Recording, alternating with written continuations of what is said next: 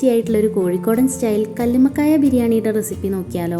അപ്പോൾ നമ്മളുടെ നാട്ടിലേക്ക് ഇതിനെ കടുക്ക എന്നാണ് കേട്ടോ പറയുന്നത്. നിങ്ങളുടെ നാട്ടിലേക്ക് എന്താ പറയുക? അപ്പോൾ നമുക്ക് കടുക്ക ബിരിയാണി ഉണ്ടാക്കുന്നത് എങ്ങനെയാണെന്ന് കാണാം. അതിനായിട്ട് ആദ്യം തന്നെ നമ്മൾ കല്ലുമ്മക്കായ ഒന്ന് ഫ്രൈ ചെയ്തെടുക്കുകയാണ് കേട്ടോ ചെയ്യുന്നത്. ഇതേപോലെ ഒരു പാൻ വെച്ച് ഓയിൽ ഒഴിച്ച് കൊടുക്കുന്നുണ്ട്. ഓയിൽ നന്നായിട്ട് ചൂടായി വരുമ്പോൾ നമ്മൾ മുളക് പൊടി, മഞ്ഞൾപ്പൊടി, ഉപ്പ് എന്നിവ ചേർത്ത് നന്നായിട്ട് മസാല പുരട്ടി വെച്ചിരിക്കുന്ന കടുക്കയാണ് കേട്ടോ.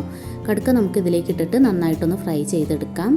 അപ്പോൾ ഇത് നല്ല ചെറിയ കടുക്ക ആയതുകൊണ്ട് നമ്മൾ ആദ്യം തന്നെ പുഴുങ്ങിയിട്ട് അതിനെ ഇറച്ചി എടുത്ത ശേഷമാണ് കേട്ടോ ഫ്രൈ ചെയ്തെടുക്കുന്നത്.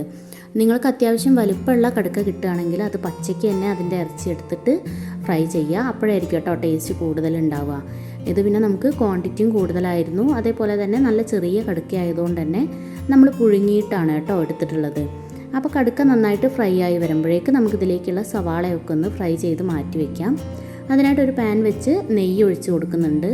നെയ്യ് നന്നായിട്ട് ചൂടായി വരുമ്പോൾ നമ്മൾ ആദ്യം തന്നെ കിസ്മിസ് ആണ് കേട്ടോ ഫ്രൈ ചെയ്യുന്നത്. കിസ്മിസ് ഒന്ന് നന്നായിട്ട് ഫ്രൈ ചെയ്ത് മാറ്റി വയ്ക്കാം. കൂടുതൽ കരിഞ്ഞു പോവാതിരിക്കാനായിട്ട് ശ്രദ്ധിക്കുക കേട്ടോ. അപ്പോൾ നമുക്കൊരു ലോ ടു മീഡിയം ഫ്ലെയിമിലിട്ടിട്ട് ചെയ്താൽ മതി. ഈ ഒരു പാകമാവുമ്പോൾ നമുക്കിതൊന്ന് മാറ്റി വയ്ക്കാം.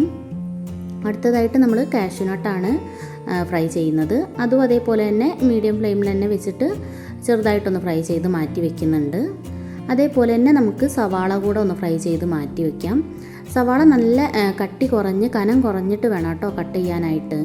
അതേപോലെ തന്നെ സവാള ഫ്രൈ ചെയ്തെടുക്കുമ്പോൾ നമ്മളിതിലൊരല്പം ഉപ്പുപൊടിയും പഞ്ചസാരയും കൂടെ ചേർത്ത് കൊടുക്കണം. അപ്പോഴാണ് പെട്ടെന്ന് നന്നായിട്ട് മൊരിഞ്ഞിട്ട് വരും കേട്ടോ. അപ്പോൾ നമ്മൾ അതിന് വേണ്ടിയിട്ട് ഒരല്പം ഉപ്പുപൊടിയും പഞ്ചസാരയും കൂടെ ഇട്ട് കൊടുക്കുന്നുണ്ട്. ഇനി നമുക്ക് സവാളയുടെ കളറൊക്കെ ഒന്ന് മാറി ഒരു നല്ലൊരു ഗോൾഡൻ ബ്രൗൺ കളറായി വരുമ്പോൾ മാറ്റി വയ്ക്കാം. കൂടുതലായിട്ട് കരിഞ്ഞു പോവാതിരിക്കാനായിട്ട് ശ്രദ്ധിക്കുക കേട്ടോ. ഈ ഒരു കളറാവുമ്പോൾ നമുക്ക് മാറ്റി വയ്ക്കാം.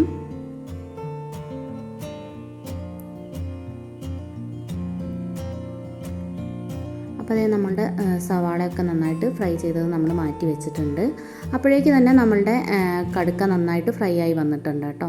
അപ്പോൾ നമുക്ക് അതും കൂടെ ഒന്ന് ഓഫ് ചെയ്ത് മാറ്റി വയ്ക്കാം. അതിനുശേഷം നമുക്കിതിലേക്കുള്ള മസാല തയ്യാറാക്കുന്നതിന് വേണ്ടിയിട്ട് ഒരു പാൻ വെച്ച് ഓയിൽ ഒഴിച്ച് കൊടുക്കാം. ഓയിൽ നന്നായിട്ട് ചൂടായി വരുമ്പോൾ നമ്മളിതിലേക്ക് ചതച്ച് വെച്ചിരിക്കുന്ന വെളുത്തുള്ളി, ഇഞ്ചി, പച്ചമുളക്, കറിവേപ്പില എന്നിവ ഇട്ടിട്ട് നന്നായിട്ടൊന്ന് മൂപ്പിച്ചെടുക്കുകയാണ് കേട്ടോ. അപ്പോൾ ഇതിൻ്റെ ആ ഒരു പച്ച സ്മെല്ലൊക്കെ മാറി നല്ലൊരു മണം വരുന്നത് വരെ നന്നായിട്ട് മൂപ്പിച്ചെടുക്കാം.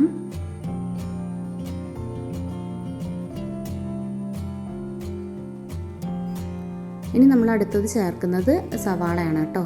സവാള കട്ട് ചെയ്തത് ഒന്ന് വഴറ്റിയെടുത്ത ശേഷമാണ് നമ്മൾ തക്കാളി ചേർത്ത് കൊടുക്കുന്നത്.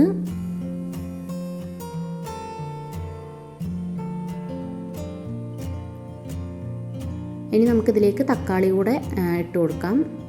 എന്നിട്ട് എല്ലാം കൂടെ നന്നായിട്ടൊന്ന് വഴറ്റിയെടുക്കാം കേട്ടോ. അപ്പോൾ സവാളയും തക്കാളിയൊക്കെ പെട്ടെന്ന് വഴറ്റിയെടുക്കുന്നതിന് വേണ്ടിയിട്ട് നമ്മളപ്പോൾ തന്നെ ഇതിലേക്ക് ആവശ്യത്തിനുള്ള ഉപ്പ് കൂടെ ചേർത്ത് കൊടുക്കുന്നുണ്ട്. ഇനി എല്ലാം കൂടെ നന്നായിട്ട് മിക്സ് ചെയ്ത് നമുക്കൊന്ന് അടച്ച് വെച്ച് വേവിച്ചെടുക്കാം. അപ്പോൾ അതേ നമ്മളുടെ സവാളയൊക്കെ നന്നായിട്ട് വെന്ത് വന്നിട്ടുണ്ട്. ഇനി നമുക്കിതിലേക്കുള്ള മസാലപ്പൊടികളൊക്കെ ചേർത്ത് കൊടുക്കാം. അതിനായിട്ട് മഞ്ഞൾപ്പൊടി, പിന്നെ നമ്മൾ മല്ലിപ്പൊടിയാണ് കേട്ടോ ചേർക്കുന്നത്. ഒരല്പം ഗരം മസാല, കുരുമുളക് പൊടി,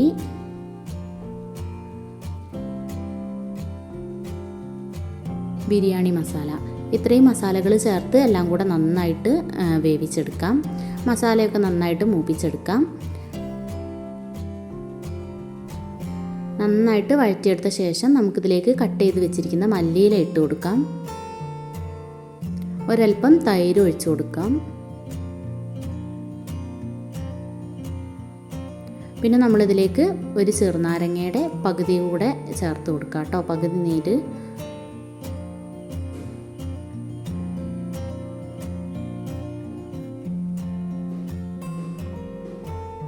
അപ്പോൾ അതേ ചെറുനാരങ്ങയുടെ നീര് കൂടെ ഒഴിച്ച് കൊടുക്കുന്നുണ്ട്. അപ്പോൾ അതിൻ്റെ കുരു പെടാതെ ശ്രദ്ധിക്കണം കേട്ടോ. അപ്പോൾ നമ്മളിപ്പോൾ പിഴിഞ്ഞപ്പോൾ കുരു അതിലായിട്ടുണ്ട്. ആ കുരു ഒന്ന് മാറ്റി വയ്ക്കുകയാണ് കേട്ടോ. കുരു നമുക്കെടുത്ത് മാറ്റാം.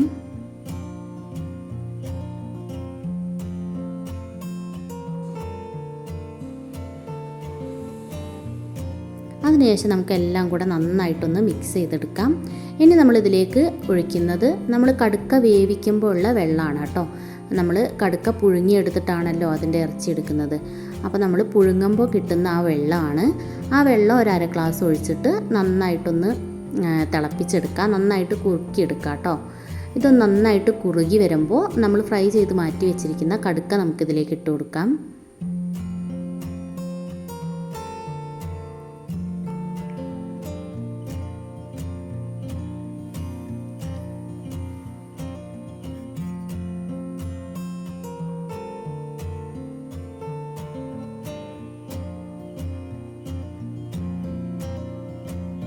ഇനി ഇതെല്ലാം കൂടെ നന്നായിട്ട് മിക്സ് ചെയ്താൽ നമ്മുടെ മസാല റെഡി ആയിട്ടോ. അപ്പോൾ നമുക്കിനി നമ്മുടെ മസാല റെഡി ആയിട്ടുണ്ട്. ഇനി ഇത് നന്നായിട്ടൊന്ന് അടച്ച് വെച്ച ശേഷം നമുക്കിതിലേക്കുള്ള റൈസ് തയ്യാറാക്കാം. അതിനായിട്ടൊരു പാൻ വെച്ച് നെയ്യ് ഒഴിച്ചു കൊടുക്കാം.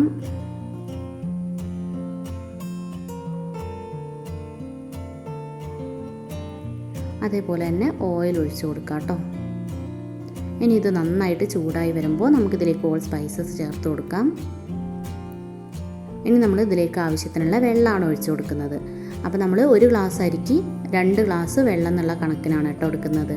അപ്പോൾ 1 കപ്പ് അരിക്ക് 2 കപ്പ് വെള്ളം ഒഴിച്ചു കൊടുക്കുകയാണ്. ഇനി നമുക്ക് ഇതിലേക്ക് ആവശ്യത്തിനുള്ള ഉപ്പ് ചേർത്ത് കൊടുക്കാം. 1 ചെറുനാരങ്ങയുടെ പകുതി നീര് കൂടെ പിഴിഞ്ഞു കൊടുക്കുന്നുണ്ട്.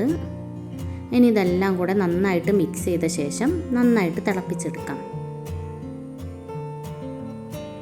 അപ്പോൾ നമ്മുടെ വെള്ളമൊക്കെ നന്നായിട്ട് തിളച്ച് വരുമ്പോൾ നമ്മൾ അരി നന്നായിട്ട് കഴുകി വൃത്തിയാക്കിയ ശേഷം വെള്ളത്തിലേക്ക് ഇട്ട് കൊടുക്കുകയാണ് കേട്ടോ.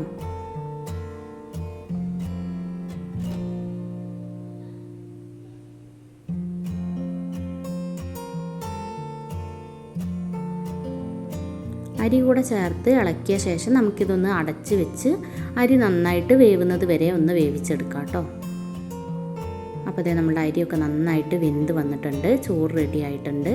അപ്പോൾ ഈ ചോറ് ഇതേ ചൂടോടുകൂടി തന്നെ നമ്മൾ നേരത്തെ തയ്യാറാക്കി വെച്ചിരിക്കുന്ന കടുക്കയുടെ മസാലയുടെ മുകളിലായിട്ട് ഇട്ട് കൊടുക്കുകയാണ് കേട്ടോ. അപ്പോൾ ഇത് ചെയ്യുന്ന മുന്നേ തന്നെ നമ്മൾ ഒരല്പം മസാല മാറ്റി വെക്കണം കേട്ടോ. ഇത് ലെയർ ചെയ്യുമ്പോൾ ഇതിൻ്റെ നടുഭാഗത്തായിട്ട് ഇടാനായിട്ട് ഒരല്പം കടുക്കയുടെ മസാല മാറ്റി വെക്കണം. ഫസ്റ്റ് ലെയർ ചോറിട്ട ശേഷം നമ്മളിതിൻ്റെ മുകളിലായിട്ട് ഒരല്പം നെയ്യ് ഒഴിച്ചു കൊടുക്കുന്നുണ്ട്. അതിൻ്റെ മുകളിലായിട്ട് നമ്മൾ മാറ്റി വെച്ചിരിക്കുന്ന കടുക്കയുടെ മസാല വെച്ച് കൊടുക്കുകയാണ്.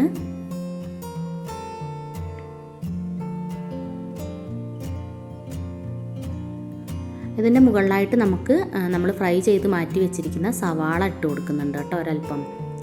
അതിൻ്റെ മുകളിലായിട്ട് വീണ്ടും നമ്മൾ റൈസ് ഇതേപോലെ തന്നെ ലെയർ ചെയ്തെടുക്കുകയാണ്.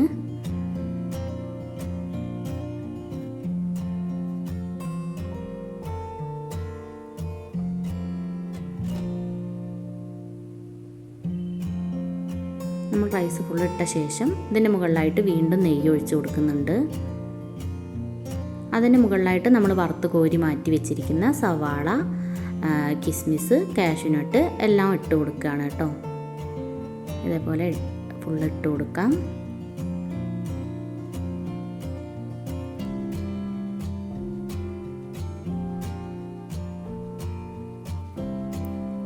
നമുക്കൊരല്പം മല്ലിയില കട്ട് ചെയ്തത് കൂടെ ഇതിൻ്റെ കൂടെ ഇട്ട് കൊടുക്കാം.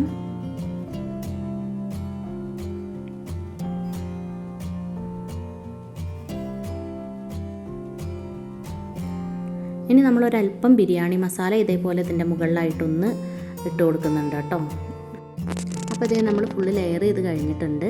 ഇനി നമുക്കിതൊന്ന് നന്നായിട്ട് അടച്ച് ഒരു 15 മുതൽ 20 മിനിറ്റ് വരെ ഒന്ന് ആവി കയറ്റിയെടുക്കാം. അപ്പോൾ ഒരു ലോ ടു മീഡിയം ഫ്ലെയിമിൽ ഒരു 15 ടു 20 മിനിറ്റ് വരെ ഒന്ന് ആവി കയറ്റിയെടുക്കാം കേട്ടോ.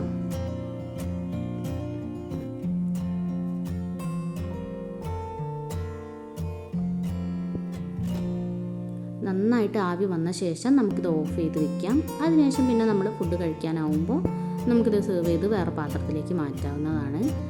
അപ്പോൾ ദേ നമ്മളിപ്പോൾ തുറന്ന് നോക്കുമ്പോൾ നല്ല അടിപൊളിയായി വന്നിട്ടുണ്ട്. നല്ല സൂപ്പർ സ്മെല്ലാണ് കേട്ടോ, നല്ല ടേസ്റ്റ് ഉണ്ടായിരുന്നു. അപ്പോൾ ദേ നമുക്കിതൊന്നും നന്നായിട്ട് മിക്സ് ചെയ്ത ശേഷം വേറൊരു പാത്രത്തിലേക്ക് മാറ്റാം.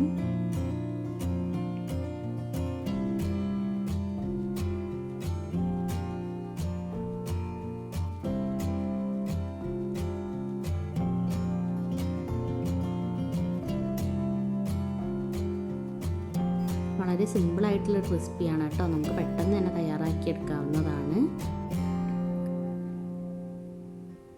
നമ്മൾ ആദ്യം റൈസൊക്കെ മാറ്റി വേറെ പാത്രത്തിലേക്ക് ആക്കിയിട്ടുണ്ട്. ഇനി നമുക്കതിൻ്റെ അടിഭാഗത്തായിട്ട് നമ്മുടെ മസാല ഉണ്ട് കേട്ടോ, കടുക്കയുടെ. അപ്പോൾ നമുക്കിത് റൈസിൻ്റെ കൂടെ കൂട്ടി കഴിക്കാവുന്നതാണ്. നല്ല സൂപ്പർ ടേസ്റ്റാണ് കേട്ടോ. അപ്പോൾ അതും നമുക്ക് വേറൊരു പാത്രത്തിലേക്ക് മാറ്റാം.